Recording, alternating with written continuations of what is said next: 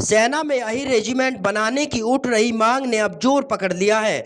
यादव समाज के लोग अब पूरे देश के कोने कोने में रहने वाले यादव समाज के लोगों को एकजुट करने में जुट गए हैं ताकि अन्य समाजों की तरह सेना में अहिर रेजिमेंट का गठन हो सके, क्योंकि देश की हर लड़ाई में यादव समाज के जवानों ने अपना बलिदान देकर देश व मातृभूमि की रक्षा की है। इसलिए सरकार उनके बलिदान का सम्मान करे और सेना में अहिर रेजिमेंट का गठन करे। समाज के लोगों द्वारा चलाए जा रहे इस अभियान में नेताओं ने अगर साथ नहीं दिया तो समाज के लोग नेताओं का बहिष्कार करेंगे, साथ ही उनके गांव में घुसने पर भी पाबंदी लगा दी जाएगी। आज जो हमारी एक प्रेस कॉन्फ्रेंस करी है, एक संयुक्त समाज ने संयुक्त अहिर रेजिमेंट समन्वय ट्रस्ट का गठन किया है। उस ट्रस्ट के माध्यम से अब जितने भी हमारे देश में 26 करोड़ यादव है, चाहे नेता हो चाहे व्यक्ति हो, हम सब साथियों को इस ट्रस्ट में जोड़ने का काम करेंगे। और जितने भी हमारे देश में यादव समाज से संबंधित संगठन है, चाहे अहिर रेजिमेंट संघर्ष समिति है, जितनी है, सबको एक मंच पे लाने का काम करेंगे और सब मिलके अहिर रेजिमेंट की मांग को पूरे गंभीरता से इस मुख्य आंदोलन के लिए, चाहे आंदोलन लड़ाई करना पड़े, चाहे हमें कोई धरना देना पड़े, चाहे हमें कुछ भी करना पड़े, अब जो ये अहिर रेजिमेंट की मांग है इसको दिल्ली दरवाजे तक पूरी ताकत से लेके जाएंगे और अहिर रेजिमेंट का गठन सेना में हो। ऐसे हम आने वाले टाइम में ऐसे इस तरह के प्रोग्राम बनाएंगे। तो 2018 में गुड़गांव में एक चिंगारी हुई थी भाई अरुण और मोनू यादव के नेतृत्व में, और समाज के सभी लोगों ने इसमें बढ़ चढ़ कर योगदान दिया था। हमने धरने प्रदर्शन भी करे, वो भी करे। अब हमने सिर्फ ये, क्योंकि ये लड़ाई एक गुड़गांव जिले से नहीं है, ये लड़ाई एक हरियाणा प्रांत की नहीं है, ये पूरे देश की लड़ाई है। इसलिए समाज के हमारे लोगों ने, गुड़गांव के लोगों ने ये फैसला लिया, हम लोग सक्षम हैं, हम लोग अपनी जेब से पैसा भी दे सकते हैं। हम जाके विभिन्न प्रदेशों में लोगों को आमंत्रित करेंगे।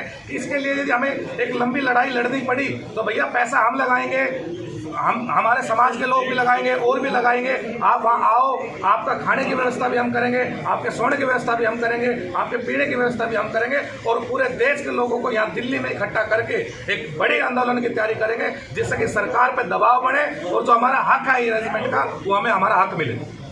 संयुक्त अहिर रेजिमेंट समन्वय ट्रस्ट के सदस्यों ने एक सवर में सेना में अहिर रेजिमेंट का गठन करने की मांग करते हुए कहा कि वो अपना हक मांग रहे हैं। इस तरह से सेना में राजपूत, मराठा, जाट रेजिमेंट बनी हुई है, उसी तर्ज पर अहिर रेजिमेंट का गठन भी किया जाए। कोई सा भी युद्ध हो, यादव समाज के जवानों ने देश की रक्षा करते हुए अपने सीने पर गोलियां खाई है, लेकिन सरकार सेना में अहिर रेजिमेंट का गठन न करके समाज व उन जवानों के साथ भेदभाव कर रही है। देश के कोने कोने में रहने वाले 26 करोड़ यादवों को एक मंच पर एकत्रित करके इस मांग को पूरा कराया जाएगा। जब तक हमारा हक नहीं मिलेगा, हमें चाहे हरियाणा पूरा जाना पड़े, चाहे बिहार में जाना पड़े, उत्तर प्रदेश में जाना पड़े, जब तक हम घर घर जाके इसको एक बड़ा वो बनाएंगे जो कि पूरे प्रदेश में, पूरे भारत में, जब तक हमारा हक नहीं मिलेगा हम जब तक रुकेंगे नहीं, चाहे हमने दिन रात एक करनी पड़े। जय हिंद, जय भारत। आज की मीटिंग का उद्देश्य यही है कि हम अपने समाज के लोगों को जागरूक करेंगे, गांव-गांव तक पहुंचेंगे, ठीक है, हर नेता के पास पहुंचेंगे, और जो नेता हमारे समाज के लिए नहीं काम करेगा या आश्वासन नहीं देगा, उस नेता को हम चाहेंगे कि हम भी उनका समर्थन ना करें, ना उनका साथ दें, क्योंकि जब तक नेताओं को ये एहसास नहीं होगा कि समाज हमारे से कट जाएगा, वो हमारा बिल्कुल भी साथ नहीं देंगे। यादव समाज के लोगों ने कहा कि आज़ादी की लड़ाई में अहिर समाज के वीर सपूतों का अहम योगदान रहा है। देश का कोई सा भी युद्ध हो, हर युद्ध में अहिर जवानों ने अपने प्राणों की बलि देते हुए देश की रक्षा की है। सबसे बड़े रेजांगला युद्ध में अहिर समाज के 85 जवानों ने शहादत दी। इस में राव तुलाराम जी के नेतृत्व में 5000 अहिरों ने शहादत दी नसीबपुर के मैदान में, जो नारनौल महेंद्रगढ़ के अंदर पड़ता है। 5000 अहिरों। तो ये बड़ी ऐतिहासिक बातें हैं। एक जाति विशेष के लोग देश के ऊपर अपना जीवन कुर्बान कर रहे हैं और उनके बच्चे अपनी कुर्बानी दे रहे हैं, और उनके नाम पे जो रेजिमेंट का गठन आज तक नहीं हुआ, उसमें वो 1962 का युद्ध हो।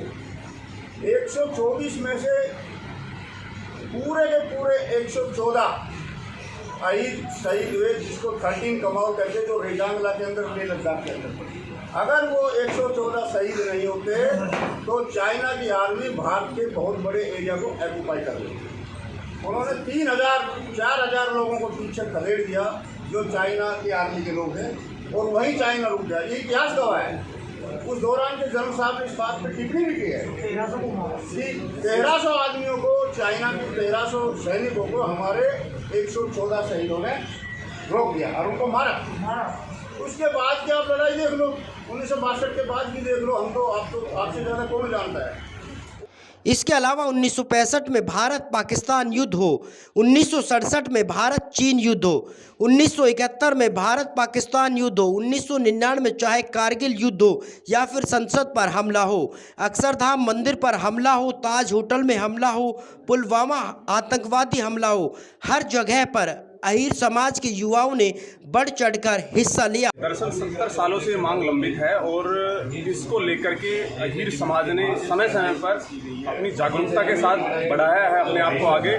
और एक राष्ट्र जितना किसी कौम से उम्मीद करता है उससे ज़्यादा बलिदान हमारी अहीर कौम दे चुकी है। उसके बावजूद भी अगर ये मांग लंबित है तो कहीं ना कहीं एक प्रश्न चिन्ह ये उठता है, क्या आज़ाद भारत में अहीर आज़ाद है? करीब करीब 26 तरह की रेजिमेंट, अन्य रेजिमेंट होने के बाद जातीय रेजिमेंट, एक अहीर रेजिमेंट नहीं है, उसको रह जाता है, नाम नदारद कर दिया जाता है। तो क्या ये जायज़ है? तो हमारा सीधा सीधा सवाल उन सत्ताधीशों से भी है और आने वाले समय में इस ट्रस्ट के माध्यम से, और ये मोहर मारने का काम किया है इस बुक में हमने, इसके माध्यम से आगे चल के इसको पुरजोर पराकाष्ठा देते हुए बड़ा आंदोलन, जन आंदोलन, जन जागरूकता के साथ हम दिल्ली के अंदर करने जा रहे हैं। सबसे बड़ी बात है कि जो पहचान हमें नाम निशान से मिलती है वो नहीं मिलती, क्योंकि सन 62 का इतिहास अगर उठाए तो 13 कुमाऊं के नीचे बैनर तले रिजांगला के अंदर सैनिक लड़े थे मेजर शैतान सिंह की अगुवाई में। शहादत 114 लोगों ने दी। लेकिन जब एक गीत बनता है तो उस गीत में कोई जाट, कोई सिख, कोई मराठा तो है भाई है, लेकिन अहीर नाम रह जाता है, जबकि एक सबसे ज्यादा शहादत वो देते हैं। तो ये टीस ये उठती है, दिक्कत ये आती है हमें कि या तो एक हिंद रेजिमेंट हो, अन्य रेजिमेंट से हमें कोई परहेज नहीं है, अगर वो भी है तो अहीर रेजिमेंट हो।